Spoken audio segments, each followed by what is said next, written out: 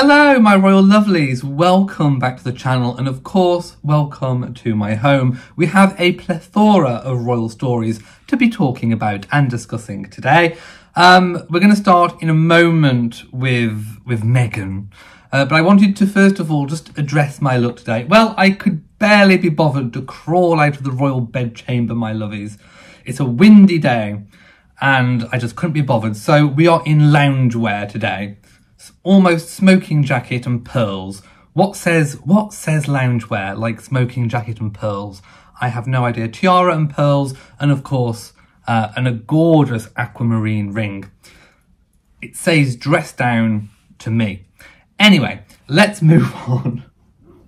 So this is how we're rolling today, my lovies. It really is. So I'm just jiggling my pearls. Meghan Markle's cameo in a new advert for coffee company Clevr. Now, you do remember this is the company that she invested in very soon after moving back to the US. Now, I don't think I agree quite with the tone of the article because it claims that she is relaunching herself. I mean, I wish she would launch herself. And lift off together, back to the moon and beyond. Somewhere else. As a kind, oh, Meghan is so kind, and standalone brand, and is not afraid to poke fun at herself. Really? We're talking about the Montecito monster of Snake Mountain? She wouldn't know how to poke fun of herself at all. My goodness gracious. After realising she and Harry have overdone the victim card, says experts. Well, that is one thing I can agree with. They have most definitely overdone playing the victim. Right, we need more detail from this, don't we? So her cameo appearance in a coffee company's advert shows how she is trying to reinvent herself as a media personality who is entertaining, not afraid to poke fun at herself. Amid a push to be more positive, royal experts said, well, she could start by being more positive to her family and her extended family, shouldn't she? Perhaps she should be more positive, reaching out, reconnecting with her father, making sure that Harry is on the right track with his family. I mean, obviously, I'm not taking away from Harry's own responsibilities here, but she most certainly could help. No, it just goes to show that money is all that matters. Money is running out and she needs to get some return on her investment. That's what she's doing. Oh, if I show myself in the background of an advert promoting my coffee, are you going to buy my coffee? I want everyone to go and buy my coffee. It's better than Starbucks or Costa. You go buy my coffee. This is what she wants because she has a vested interest, which is why, as a working royal, it didn't matter whether or not a product sold or anything, because they weren't receiving any actual money personally for it. Whereas this, it all goes into her little coffers. And quite frankly, I don't want to be tasting her beans. So the Duchess of Sussex features as a background extra. I wish she would stay in the background. In the new commercial for Clevr Blends. Well, yeah, it's good to know that she'll stay in the background as long as money's involved, as long as she's being paid for it. A firm, of course, in which she holds shares. There we go, that's the golden ticket. We could call her Meghan Wonka, couldn't we? She is shown as an intern, stacking boxes, making hot drinks and working on a computer in the digital department. Meghan comically fails to fist bump another employee in the final shot as she walks off camera, leading to everyone bursting out laughing before the video. They weren't laughing because she made her funny. They were laughing at her, not with her. My goodness. And experts said today that the video shows the Duchess's expected rebrand is developing. No, it's not. She's not rebranding. She's plugging something she's already invested in. She's definitely not rebranding at all. But yes, they claim that she's overdone the victim card. That I can agree with. And it's important to establish her own kind and standalone brand. You could not pay. There is not a PR executive on the planet that could turn Meghan Markle's image into being kind. She is beyond monstrous at the moment. In fact, I had somebody comment on the previous video saying, you know, how could you possibly call her a monster? Well, she's demonstrated monstrous tendencies in her deeds, actions and words, aimed not only at her own family, but that towards the wider British royal family, her husband's family. So definitely a monster. No, she's never going to be rebranded as kind. They added that the Duchess is better off showing her fun side. Oh, well, you just opened my Deal or No Deal box. That's my fun side. Woo! Instead of claiming her life is a misery. Oh, get the violins out. Because of what happened to her while in the royal family. Yes, get those violins playing. Meghan, who has been an investor in the trendy oat latte brand since 2020, is an extra throughout the ad, while chief executive and co-founder Hannah Mendoza, I've never tasted the coffee to be honest, it probably tastes all right, walks around the firm's offices and thanks the team for all their hard work this year. How much work do you think Meghan's actually put into the brand this year? I don't reckon she's hardly put anything in. Analysing the video and what it means for the Duchess, brand and culture expert Nick Eade told the Mail Online, this fun side to Meghan is a clever way, clever, do you get it? Clever way of the brand Clevr to get a lot of social media traction and engagement by using their famous investor.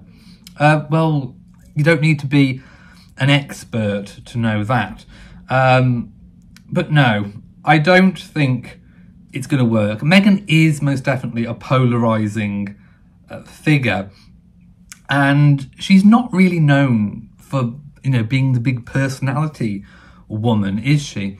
Certainly not of late. So I don't think that anything good is going to come of this. It says whether this will win over her detractors, I'm not sure, but from a brand point of view, it's the strongest and most authentic way to rebuild her reputation and credibility. No, it just shows a woman going on camera to flog a product. She may as well be on QVC. Nothing wrong with QVC, but she may as well just do that. She'd probably get more sales. Yeah, he carried on. Her departure from worthiness and dramatic revelations was all part of a well thought out rehabilitation for Meghan, setting herself as a standalone brand. The only rehabilitation that Harry and Meghan are going to get is if they start to patch things up with their families, stop trash talking their families, and reconcile. And I think it's quite beyond that at this particular point in time. Anyway, I'm moving on. I'm done with Meghan's beans. I just can't be doing with them. So what I'm going to do now is talk about something a lot more fun. The royal family Christmas lunch, hosted annually by now the King, formerly Queen Elizabeth II hosted them. Now the last one I do believe was 2019.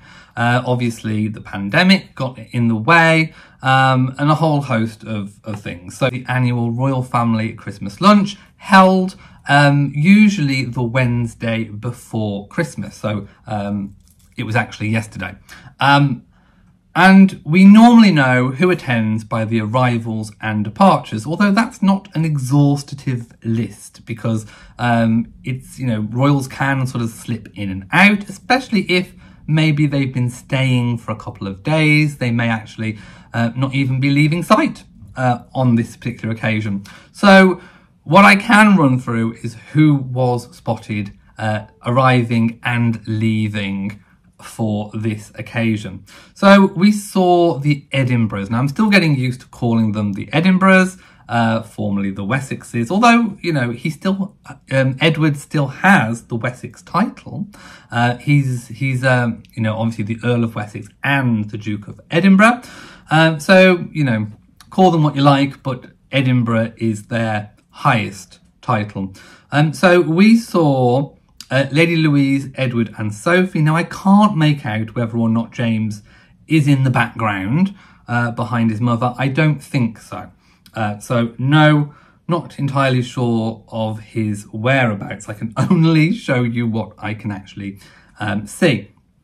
Princess Anne and her husband, Sir Timothy Lawrence, were also there. Laura Tyndall was there with Mike, Lord Frederick Windsor, who is the son of Prince and Princess Michael of Kent. We saw Lady Helen Taylor, who is the daughter of the Duke and Duchess of Kent. And many, many, many others. I will pop all of their photos up. Prince Andrew was there. Now, amid an ongoing, obviously, the scandal that's still going on, we know that a US court has given permission for names to be revealed potentially in the new year. I think there is a period where those John Does who would be named have a period to object to this, but it's probably likely that the names are going to be revealed, causing more, heartache and stress and trauma for Prince Andrew. Although I don't think we're going to particularly find out anything new that we do not know already. It just keeps dragging it on, basically. So we're not going to talk terribly too much about that until we know more details when those names are revealed. And of course, we'll talk about it then. So Zara and Mike looked lovely.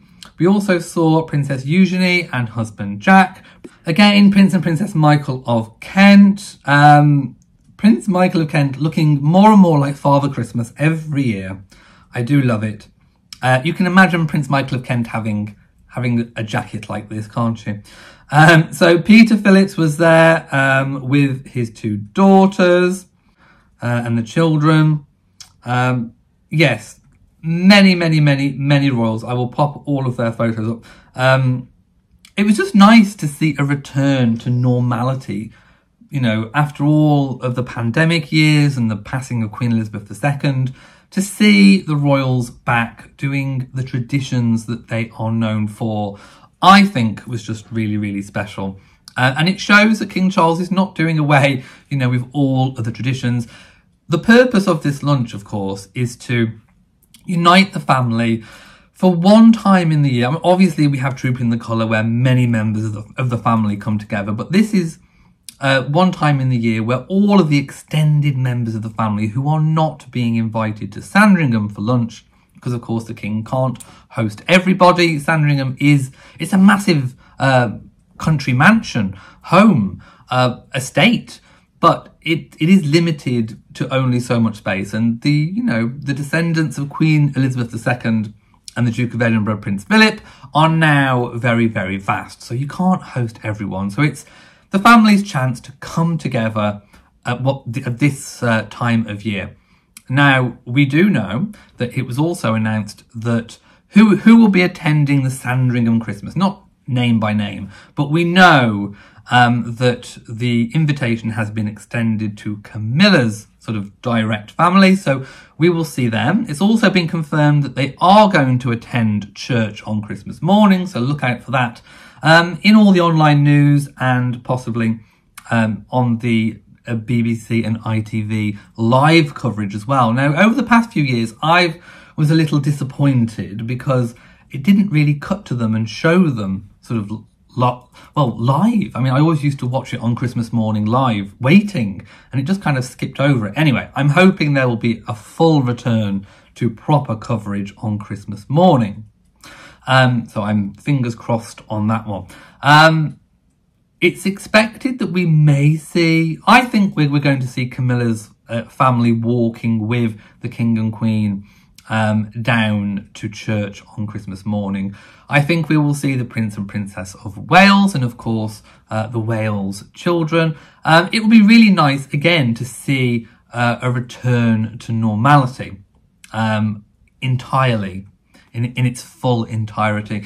Now, normally, what happens straight after Christmas, Camilla is normally the first to leave to go to her family. But seeing as her family are already there at Sandringham, I think we might be seeing something a little bit different with regards to the aftermath of Christmas. This is where I think we will see the main changes. William and Catherine and the children do not stay actually in the Sandringham house. they have their own country bolt hole and mahal, a stone's throw away from the main Sandringham house. It's about 10 minutes drive away, not very far. It forms part of the Sandringham estate and was given to William and Catherine on the occasion of their wedding by Her late Majesty.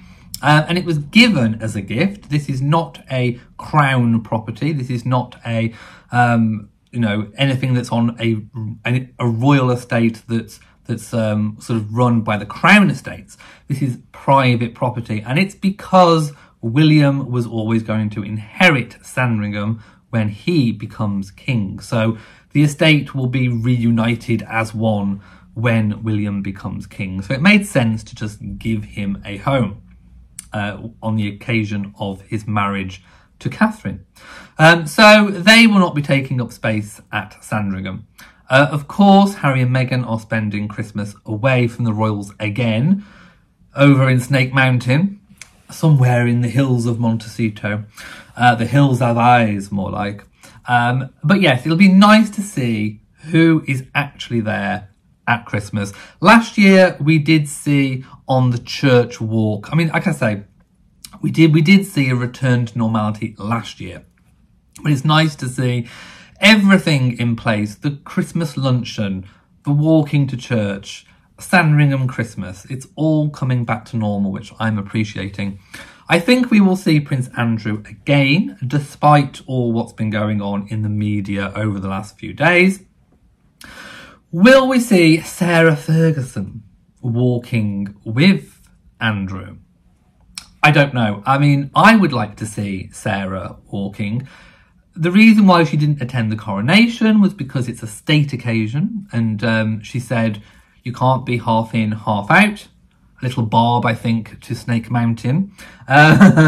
So she said, well, she wasn't attending the coronation because she's divorced from Andrew. I think she says from Andrew, not to him. Anyway, she's happily divorced in their own little bubble. So as Christmas is a family occasion, it's not a state occasion, church is a family occasion, she could be there. She could well be there. I imagine the Yorks will be staying at Wood Farm on the Sandringham estate. Traditionally, Sarah has stayed there when the occasion has arisen. Although she was effectively banished from the main Sandringham home, she has been welcomed on the estate in an informal capacity. So it would be very, very nice to see her there. The story that I want, a happy story that I want to talk about, it's not all bad news. The Duke of Edinburgh, of course we're talking Edward, not the former Duke, has taken on his father's number plate, used by Prince Philip in a touching nod to his late father. He has had it installed on his Range Rover, and it bears the number plate OXR1. Now, I don't necessarily think it actually stands for anything. Not that I'm aware of anyway. But anyway, the Duke of Edinburgh first started using this number plate in 1954 on a specially built Lagonda 3-litre drop-head coupe, which he kept until 1961. Well, he got his money's worth, didn't he? He then moved the plate over to an Alvis TD21, I don't know what these are, which was later refurbished and put on display in the museum in Sandringham. Ah, well, if you want to go see that, it's there. Following that, the late Duke drove a Land Rover Discovery with the number OXR2. So I just thought that was a really, really nice little kind of nod to his father. And yeah, I would like to know what those numbers actually mean, if indeed they do mean anything at all. So next I wanted to talk about, there have been some Christmas baubles that are on offer. So if you are feeling like you want to buy some Christmas decorations, if you're in the market, why not buy some of these? Now, the one that's been taken people by surprise is the one of Prince William. Oh my, it is not flattering at all. I mean, I like the colours, but it just, he's got this weird grimace on his face. And from the back, it shows there's like the bit that you hang the decoration from kind of sticks out of his head. makes him look like a bit of a cone head. But the others aren't too bad. The Catherine one does have, again, a little bit of a weird smile, but at least you can tell that it is supposed to be Catherine. The King Charles one, I mean, makes him look like, you know, the dummy from Goosebumps. Looks a bit like that.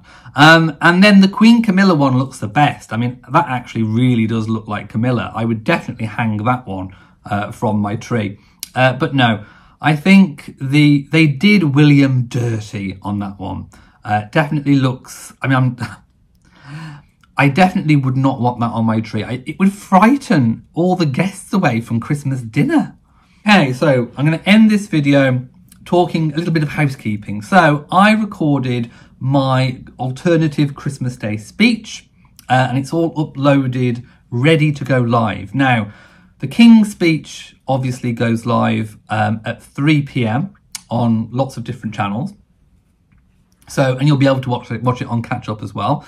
So I can't wait to see what themes the King has chosen to talk about this year.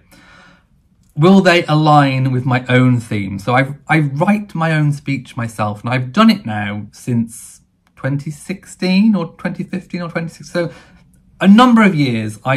They're all in a folder. So they're all in a playlist. So if you want to check out all of my Christmas Day messages, then feel free. But I've recorded this year's now, not to compete with His Majesty, because I wouldn't want to take away his viewers. So I'm not competing with His Majesty. My version will pop up live on the channel, available to watch at 3:15 p.m. on Christmas Day. So you will have plenty of time to enjoy the King, and then you can hop on over to my Christmas Day message. So you're more than welcome. And for the first time, I will be it will go live on both of my channels simultaneously. So that's Royal Reviewer channel and my blog channel, Elliot and Matt, at the same time. So it doesn't matter where you watch it, either of my channels will be fine. It will go out at 3:15. Will there be another Royal Reviewer video before Christmas Day? I think so. So make sure you are subscribed to the channel. Right, thank you for watching this video. If you've enjoyed it, please give it a big old thumbs up. Don't forget to share on social media. And of course, do hit the bell so that you know whenever I upload a new video. So from me, to you all, and goodbye.